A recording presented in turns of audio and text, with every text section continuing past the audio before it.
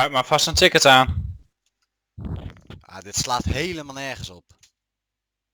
Dat nergens op dat ook fancards moeten doen. Als je het spel gewoon opstart en dan naar competitive gaat dan. Nee. Hij start het spel ook niet vanaf Steam. Ik heb nu Steam opnieuw opgestart.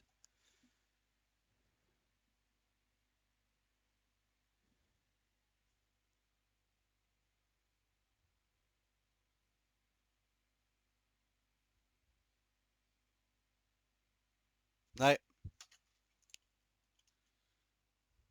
Ja.